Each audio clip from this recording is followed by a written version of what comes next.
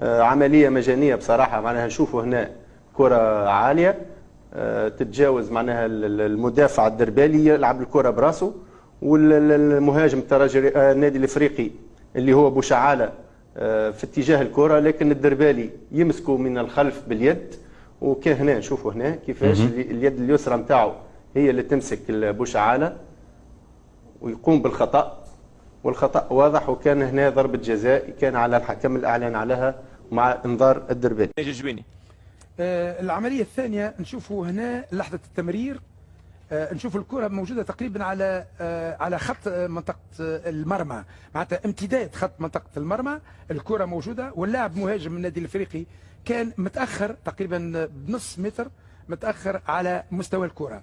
اذا الكره جات الكره امام اللاعب المهاجم النادي الافريقي اللي سجل الهدف، والهدف صحيح، هدف صحيح يرفض من المساعد يعني لسقوط غيلان شعلاني في العمليه هذه.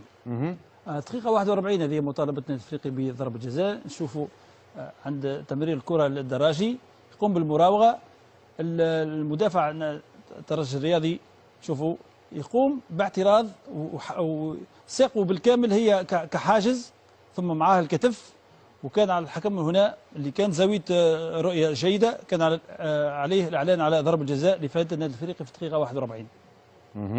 هنا هجوم الضغط الكبير للافريقي، تصويبة جابو، تألق جديد لبن شريفية، العقبي يتحصل على الكرة في مناطق الجزاء، تدخل من شمس الدين الذواتي ومطالبة لاعبي الافريقي بضربة جزاء.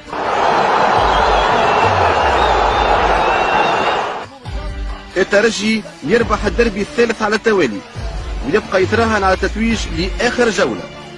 وترجع من جديد لفائدة فريق النادي الافريقي الى الكسيس، تمريرات خطيره بالنسبه لفريق النادي الافريقي الظواهر ذوادي، وفرصه ليوسف المويبي، يوسف المويبي يتوقف، يوسف المويبي مع افول، وافول يخرج الكره ركنيه لفائده النادي الافريقي، بالرغم من ان جماهير النادي الافريقي تطالب بضربه جزاء، والحكم يعطي ركنيه لفائده النادي الافريقي.